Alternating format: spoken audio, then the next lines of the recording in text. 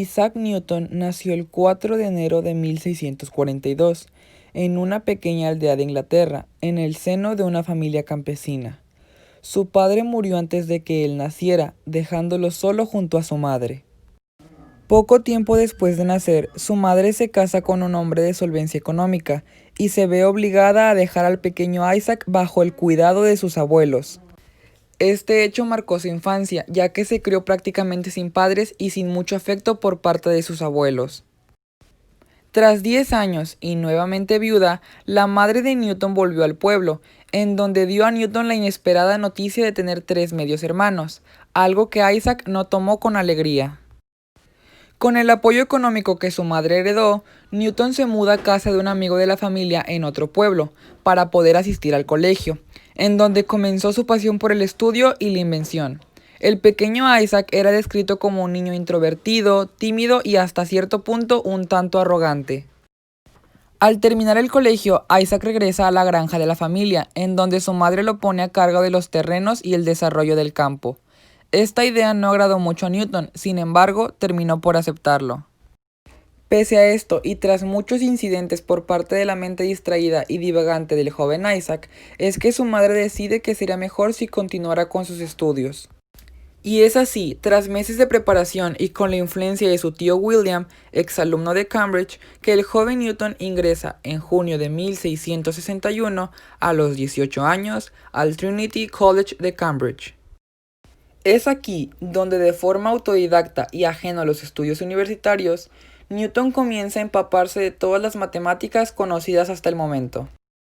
Sin embargo, en 1665, Newton se ve obligado a regresar nuevamente a la granja familiar, como consecuencia de rebrotes de peste negra. Es a este periodo de la vida de Newton al que se le conoce en ciencia como Annus Mirabilis, pues el joven Isaac comenzó a trabajar con cuestiones que llevaban años rondando por su cabeza.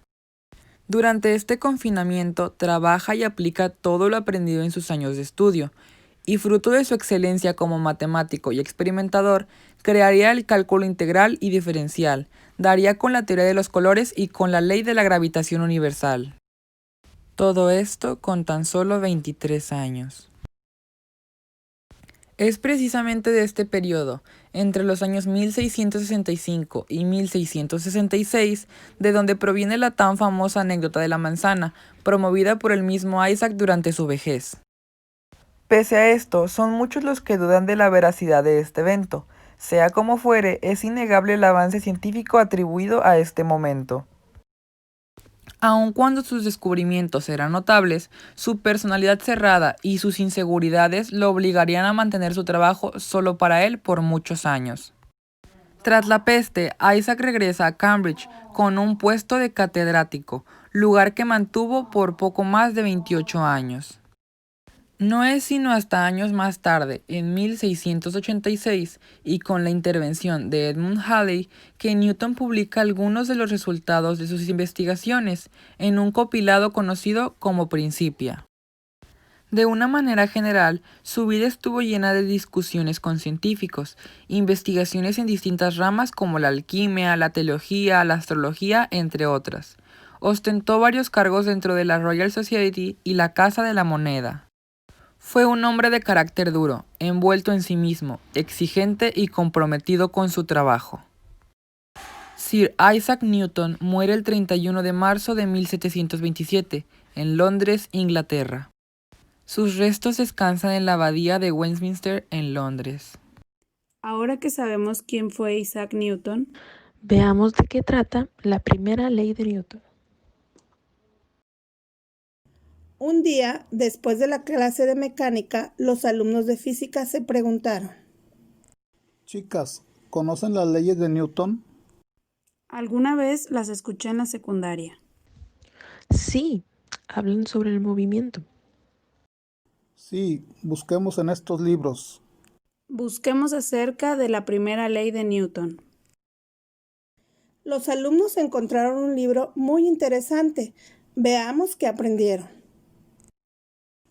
En 1678, Isaac Newton publicó la formulación matemática en su obra Philosophiae Naturali Principia Mathematica.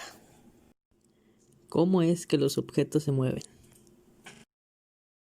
Un objeto siempre tiende a conservar su estado, ya sea reposo o movimiento, a menos que sobre él actúe una fuerza externa. Después de observar y analizar los objetos y sus movimientos, Newton llegó a la conclusión de que Todo cuerpo continúa en su estado de reposo o de movimiento rectilíneo uniforme, a menos de que se aplique una fuerza externa sobre él. a esto lo llamó primera ley de Newton o ley de la inercia. La ley de la inercia de Newton responde a la siguiente formulación. Se trata de una expresión vectorial, pues las fuerzas están dotadas de sentido y dirección. En ausencia de fuerzas externas, la velocidad permanece constante a lo largo del tiempo, es decir, la aceleración es nula. Ahora conocemos de qué trata la primera ley de Newton. Sí, iré con Erika a contarle lo que aprendí. Erika y Elvia se encontraron en los pasillos de la normal superior. Entonces, Elvia le contó. Hola, ¿podrías decirme cómo es que vemos la ley de la inercia en la vida cotidiana? Claro, te muestro el siguiente ejemplo. Si me muevo en una patineta, permaneceré con ese mismo movimiento, a menos que una piedra impida este movimiento o lo modifique. Muy bien, ahora lo entiendo mejor. Todo cuerpo conservará su estado a menos que una fuerza externa lo modifique. ¿Y la gravedad? ¿Cómo explica Newton esto? Investiguemos en Internet. Sí, vamos a buscar. ¡Hey! Vengan chicos, encontré una historia muy interesante. Veamos qué encontró Erika. Una tarde de verano de 1665, Isaac se encontraba descansando bajo un árbol. De repente, una manzana del árbol cayó sobre él. Debe haber algo que atraiga la manzana a caer al suelo. Así se concibió la famosa ley de la gravitación. La gravedad es la fuerza de atracción de los cuerpos en razón de su masa. En la Tierra los objetos caen debido a que ésta atrae los objetos. Esta atracción funciona como un imán. Su intensidad depende de la cantidad de masa que tienen los objetos.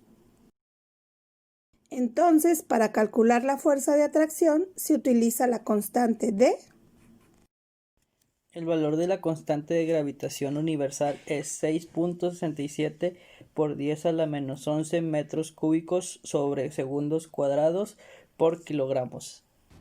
Entonces, aprendimos que la ley de gravitación universal Permite calcular la fuerza de atracción de dos cuerpos con masa cuando se encuentran separados. ¿Y cómo vemos la gravedad en la vida diaria? Te explico un ejemplo sencillo.